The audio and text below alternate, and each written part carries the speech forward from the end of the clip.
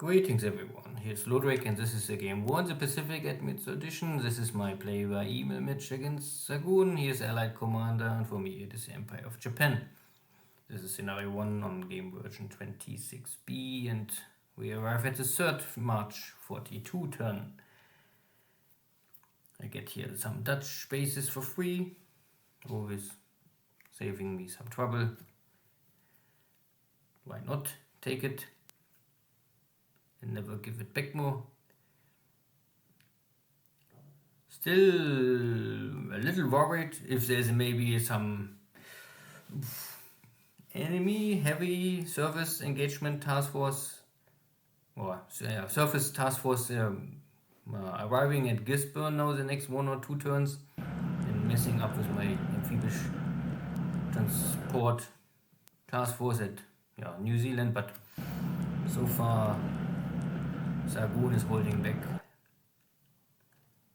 He is maybe scared about my air power.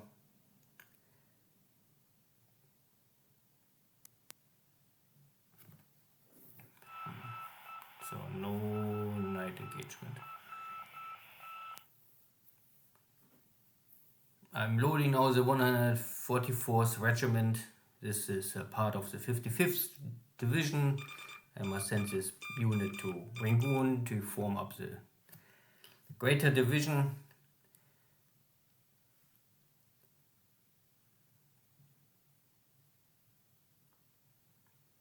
And so far it looks like my forces are not detected at Darwin. There was an enemy long range cap. Hudson gets killed by my zeros.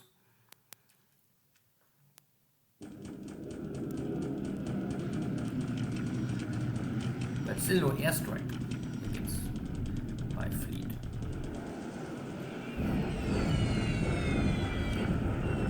I see that the Chinese are retreating, so I bomb them a little, let my army catch up faster.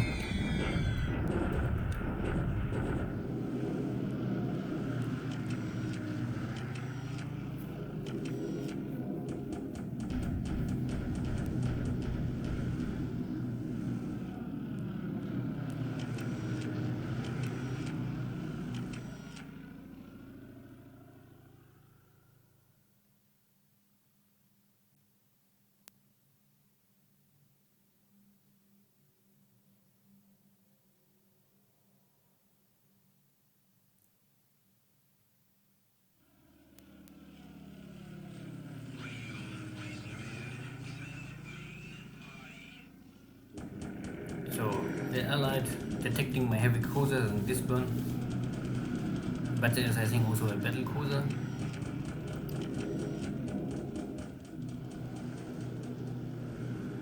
But again, no airstrikes. Not sure why Xargun holding back.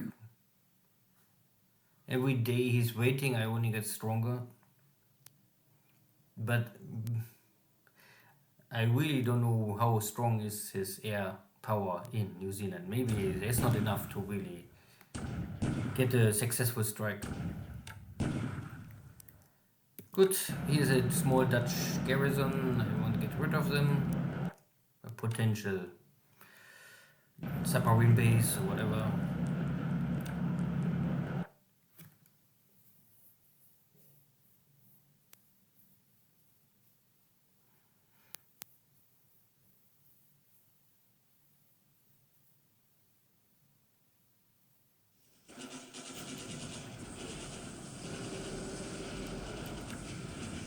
So this is the end of the Palembang army. This was the 3 units originally, I think, in Palembang. Now finally destroyed. No more retreat. Still this bombardments, surrendering.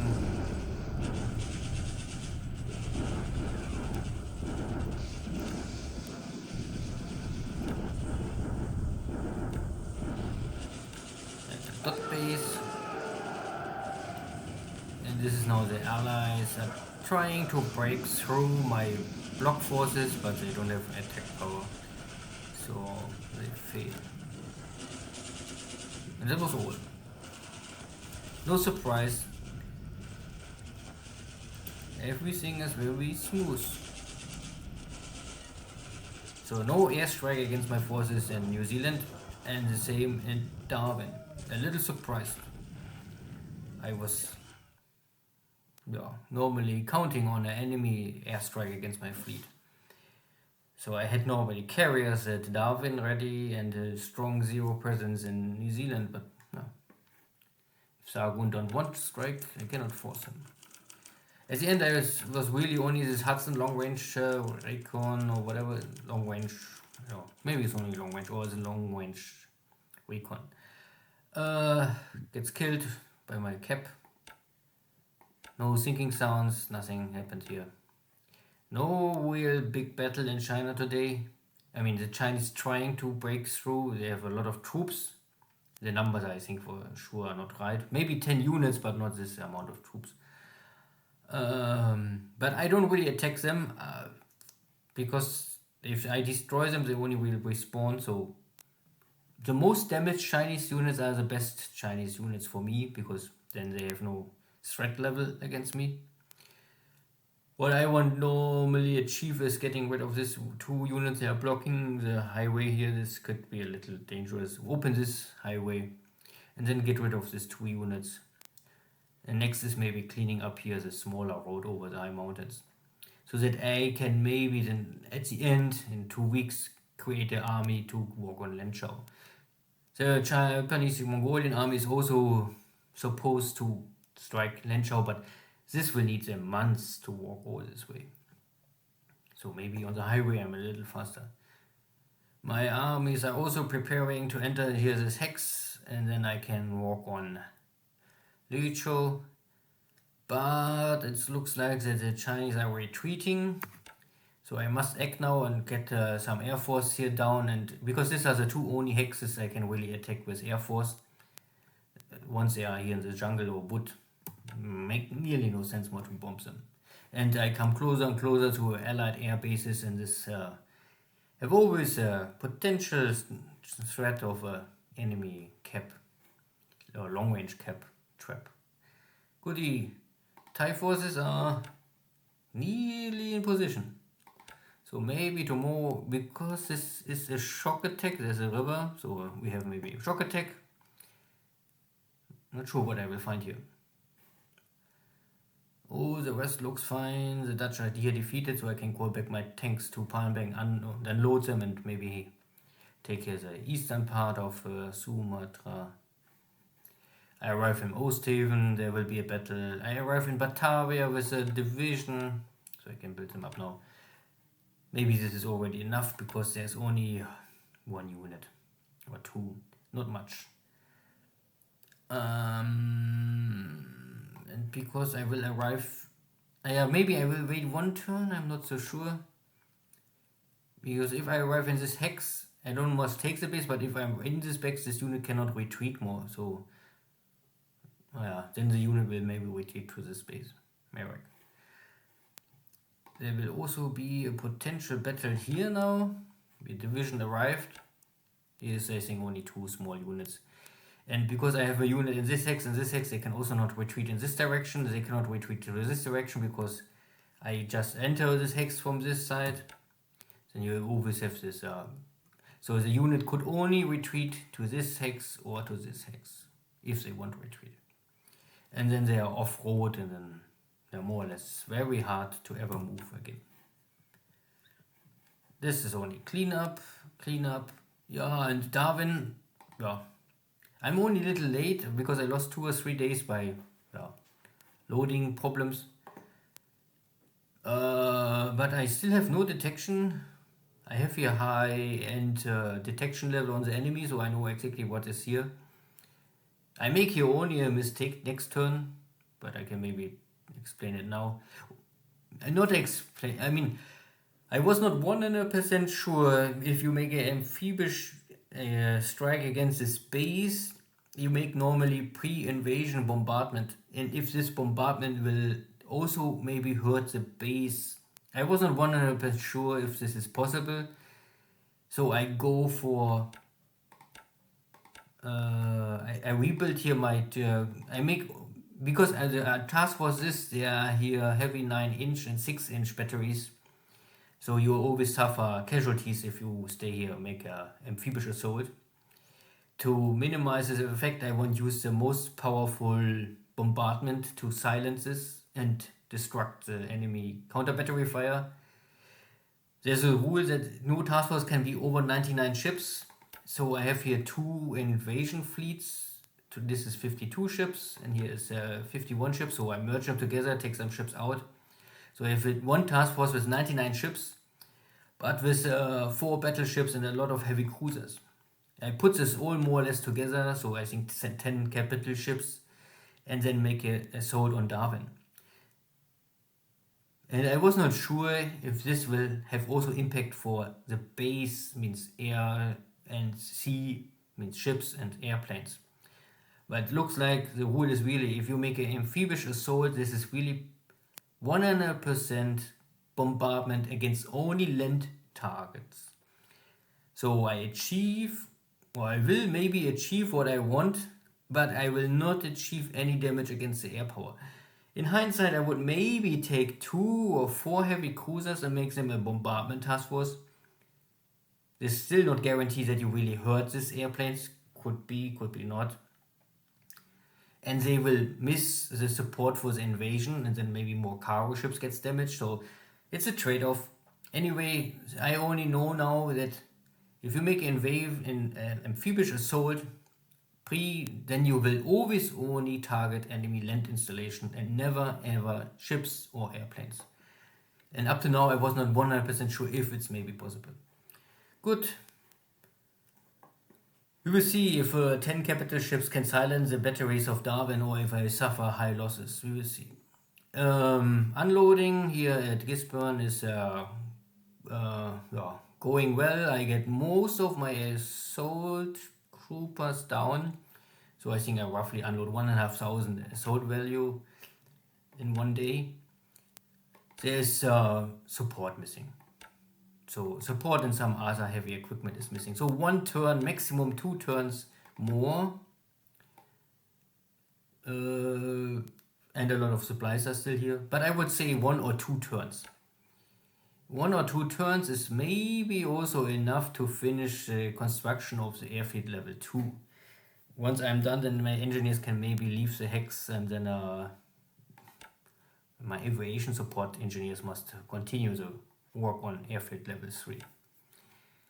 But again, no enemy immediately response. I had here some submarines always in position to, if there's enemy cruisers or heavy ships, battleships coming. Prince of Wales was, what are the American capital ships? I don't know where they are. So whatever Xargun one used against me, maybe I can trigger here some detection with my submarines. But no, nothing. I mean, I only know there was a lot of submarines nearby. Now I only see 1. Okay. And I will prepare now the northern tip, New Zealand invasion task force. This needs 2-3 days to end here, more or less in the moment. If I start and walk out from Gisborne to Auckland, I will maybe arrive here. Don't ask me how this is called. Northern tip of New Zealand, North Island. Good. But this is all future. I mean, I don't know really how this will end. I mean, maybe I know, maybe I don't know. I also wait that this base is still flipping. I have here an army unit to give pressure to get this for free because I don't want to walk in. So, next turn will be Darwin battle. This is the only big exciting battle I see in the near future. All this is only small engagement. And Burma, I don't have really much interest. All of this is more or less only a sideshow. I still need Singapore, more or less really now. And I must take Batavia and hope that Batavia industry is not breaking up too much. Not so important, like, I mean, Soabaya is much more important. This was a little unlucky. Acceptable, but unlucky. Batavia have still some value. Medan is also a lot of oil, have some value. So Medan and Batavia are the two big industry cities, I would say, have value. All the rest is small stuff. Here in Asia is also, this have potential. Nanning is from startup already half destroyed, so not too much to get. Changsha makes no sense for industry. There's all broken from the beginning, no one will repair it ever for you. If any allied player repaired for you, then they making something wrong. And here's also some resources. But I don't really need more resources. I have now, I think, enough resources to keep and feed my industry. I have also enough fuel production. What I'm lacking is still crude oil. I think it's not really possible to ever feed the refineries with 100% in the long run. But if I take Medan without damage, it would be a big boost for me. Roughly speaking, you can always see what I'm producing here, the supply situation of so actual production of supplies is roughly 16,000 from heavy industry, 10,000 from light industry, and 3,000 from the refinery. So 16, nearly 20,000, nearly 30,000 supplies. So if I take Medan, I could maybe reach 30,000 supplies. And this is no hopefully and I think acceptable in the long run to feed the industry. I have overproduction of 1,000 or 2,000 supplies per day up to now in Tokyo. And in 10 days, I will also have less pressure because up to now, I get here more and more engine factory or R&D factories ready, and there's still 1, 2, 3, 4, 5, 6, 7 coming fast. This is still 7,000 supplies per day I feed. But I would also say every day I can maybe trigger one factory more or less. So it means every day I can save 1,000 supplies more because I don't must pay more for this R&D repair cost. And this also means that I get more and more R&D points. But this is still the original date, so August. But I make already 1, 2, 3, 4, 5, 6, no, 1, 2, 3, 4, 5% per day. But every day I get more or less one factory more, so next turn I make 5%, then 6%, then 7%. And in total I think I have 12 factories, so I will make 12% normal R&D. And if I'm able to get here in roughly also 5 or 6 days the 500 pool bonus, then I can double the R&D output to 24% per day. And once 100% is full, I get 1 month deducted here, so I get the airframe 1 month earlier. And if it's working well, and if I don't make a wrong calculation, I could maybe get the A6 M5 ready in June, latest in July, let's say this. Yeah, this means I can let the A6 M5 go against the F3F Wildcat. Because, I mean, the A6 M2 is much better than a Buffalo. With a Wildcat, I would say it's even. But the A6 M5 is for sure better than the Wildcat. If the A6 M5 is good enough for the F4F, I would say no. But at that point, I hope I have the A6 M8. And A6 M8 is maybe at least equally good than the F4F. Yeah.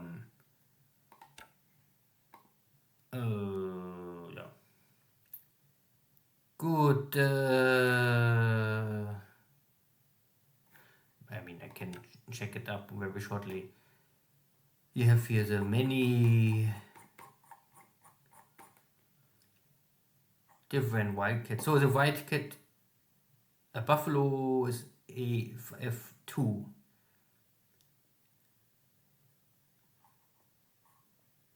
Yeah, and then the Hellcat. The Hellcat is the 5 F6 F. The sixth generation of carrier fighter. So that is in the A6 M8 is slower, have less firepower. But I would still say that this is a carrier edition. Yeah, this is a carrier edition. The Zero have more maneuver value. So, but they are really just barely the same. The A6 M8 cannot really destroy the F6F Hellcat, but it's an even battle, I would say. Hopefully we will see. Good, see you next time. Take care. Bye bye.